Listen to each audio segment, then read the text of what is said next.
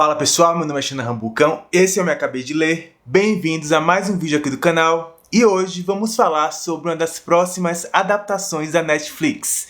Eu estou falando de Sombriossos, da Leigh Bardugo, publicado no Brasil pela editora Planeta. Antes da gente começar, já peço para você deixar o seu like, se inscrever no canal, ativar o sininho para receber coisa nova 2 vezes por semana e mandar o nosso conteúdo para o máximo de pessoas que gostem de literatura que você conheça.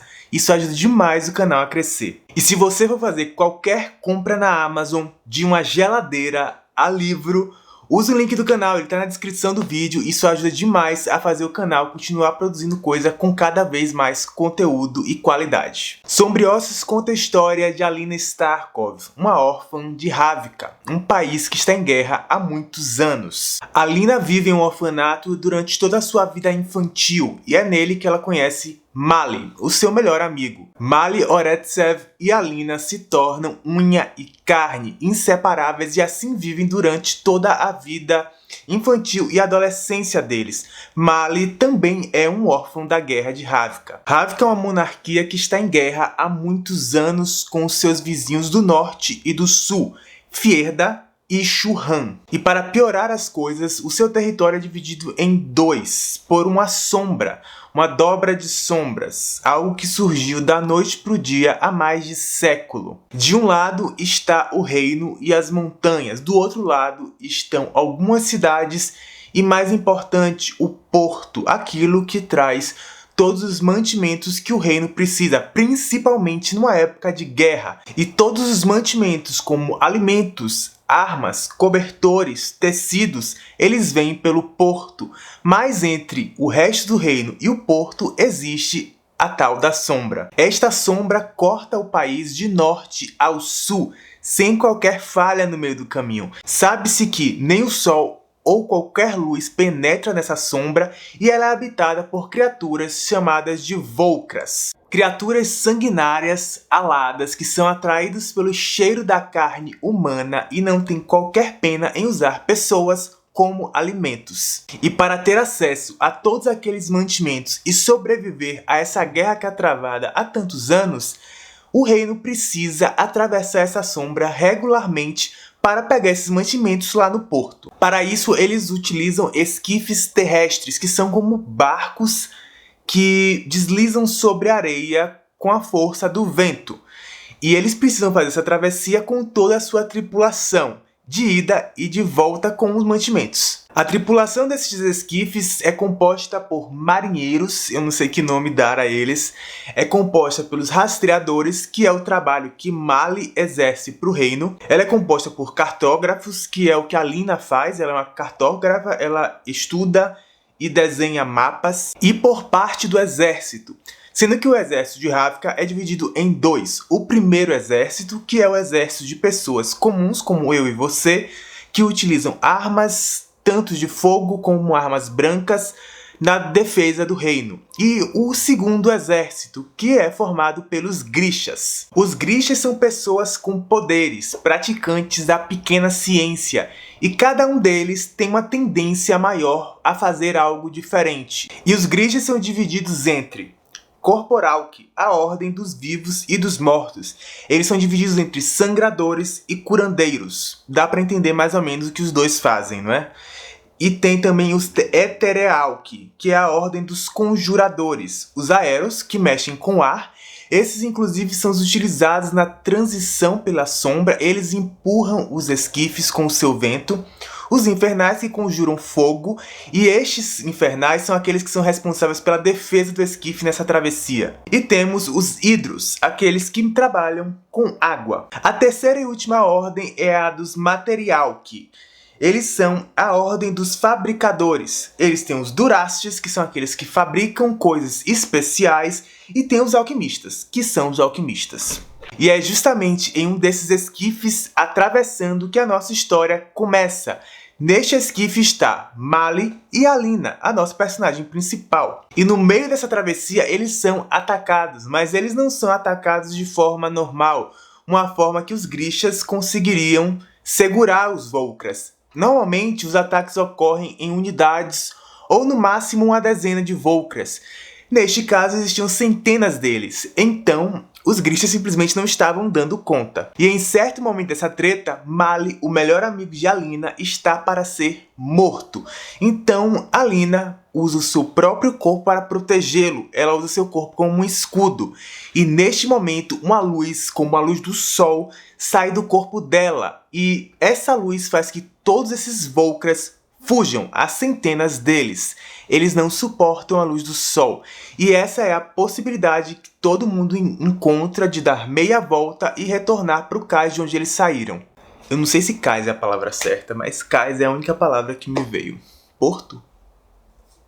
Enfim, cais. Chegando nesse cais, Alina, sem entender nada do que está acontecendo, é levada à força até o segundo homem no poder de Ravka, o Darkling. O Darkling também é um Grisha, mas ele é um conjurador de sombras. A mesma sombra que compõe a dobra que está dividindo todo o reino. Mas ele não é apenas um Grisha que conjura sombras. Ele é o único Grisha que conjura sombras. E por ser tão poderoso, ele é o comandante do segundo exército, ou seja, o exército de Grishas. Ele é o segundo homem mais poderoso do reino. E ao averiguar que Alina é na verdade uma conjuradora de sol, algo que nem ela sabia, ele exige que ela seja conduzida até a capital do reino, onde ela ficará segura e poderá ser treinada nas artes Grisha para que ela possa, junto com o Darkling, destruir a dobra de sombras. E quanto a Mali, aí só lendo pra saber. Esse universo baseado na mitologia russa, ele é super bem construído. Ela deixa a porta aberta para continuar expandindo esse universo e continuar utilizando ele de formas diferentes. E vimos que posteriormente ela de fato faz isso, porque já foram 5 livros publicados nesse mundo, os 3 da trilogia Grisha e os 2 de Six of Crows. É um universo com profissões específicas, com dons específicos, com objetos criados com um propósito, com vetores de magia que se encaixam apenas dentro dele. Eu realmente curti isso, eu realmente me entreti com a construção, com o passo a passo que ela foi dando ali dentro. A Leigh Bardugo faz um excelente trabalho na construção de Alina. Ela começa como uma personagem super sem graça, ela diz isso, mas você sente isso, você sente que ela é sem graça. E à medida que ela vai se descobrindo como uma Grisha, ela vai se tornando um personagem cada vez mais interessante. E as camadas que são apresentadas sobre ela fazem com que o leitor, aos poucos, vá se afeiçoando, sabe? Já Mali, pelo menos neste primeiro livro, eu achei extremamente aguado, sem graça. E isso fica bem pesado e impactante de uma forma não tão positiva na terceira parte do livro, que é a parte que ele mais aparece. E ainda falando de personagens, eu amo quando um autor consegue pegar um personagem que está fora dos padrões daquele personagem que vamos amar e faz com que amemos mesmo assim. E isso acontece com alguns personagens do livro. Tem vários personagens que não estão propriamente do lado da mocinha, mas que você acaba se afeiçoando e você quer ver cada vez mais dele, você quer que ela tenha mais contato com esse personagem. Eu amo quando o autor pega uma série e pega um primeiro livro e usa para desenvolver o mundo, para aprofundar o personagem, para desenvolver os laços, para apresentar o sistema mágico, sabe? Para apresentar toda a parte mitológica daquele mundo. E é basicamente isso que a Leigh Bardugo faz nesse livro. Ela usa esse livro para nos apresentar o mundo e para desenvolver Alina e as habilidades dela. Não é um livro cheio de ação, não é um pega pra capar, sabe? É um livro de desenvolvimento, é um livro voltado para o personagem. Se você espera um livro cheio de ação, talvez não seja o livro para você. Eu sugiro que você dê uma chance, porque é um excelente livro. Mas ele não é um livro recheado de ação. E como a Alina está tá descobrindo tanto aquele mundo Grisha, como descobrindo as suas próprias habilidades, você descobre isso com ela. E isso acaba gerando tensão em diversos momentos. Você não tem a ação propriamente dita, as batalhas, os grandes momentos mágicos, mas você tem situações em que a protagonista realmente brilha em situações que deveriam ser corriqueiras, mas que para ela não são, e por isso são tão interessantes. E a própria sombra, mesmo sendo uma coisa inanimada, ela gera tensão o tempo inteiro, desde o primeiro momento que ela aparece no primeiro capítulo. Será que essa sombra vai se desenvolver a qualquer momento? Será que ela vai sair engolindo tudo? Será que algo vai simplesmente pular de lá de dentro e atacar as pessoas na cidade mais próxima? O que será que vai acontecer? Será que eles vão ser atacados e, sei lá, alguém vai morrer no meio desse processo assim que eles entrarem? Enfim, é uma coisa que está presente e pesando o livro todo. Mas o livro não é só formado de coisas positivas. Ele também tem pontos que não me agradaram. Um deles é o sistema mágico. O sistema mágico parece não ter fim. Parece que não existem pesos e medidas na magia, sabe? É como se a magia simplesmente não tivesse fundo. De 1 a 10 na escala mágica, eu tenho 7. Eu sou 7 entre 10. E se eu quiser ficar 24 horas por dia, durante 7 dias usando magia, eu funcionarei como um 7 o tempo inteiro. Pelo menos é o que passa nesse primeiro livro. Porque em momento nenhum limites de cansaço, digamos assim, nos são apresentados. E apesar de valorizar muito o trabalho que a Leigh Bardugo faz aqui, principalmente na parte de criação e desenvolvimento desse universo, eu acho que na terceira parte do livro ela pesou a mão. A terceira parte, ela tem... Vamos lá. A terceira parte ela é dividida em duas. A primeira metade da terceira parte, ela é extremamente lenta e sem graça, até diria.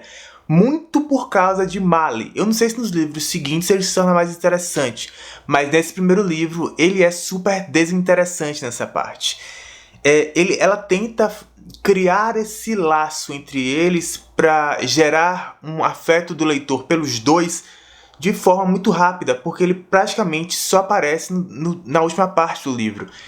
E aí, por tentar fazer isso em um livro de 280 páginas, em um terço dele, no terço final, que tem um monte de coisa pra fazer, ela tenta forçar, sabe? Então a coisa fica um pouco arrastada. A segunda metade desse último terço já é o oposto.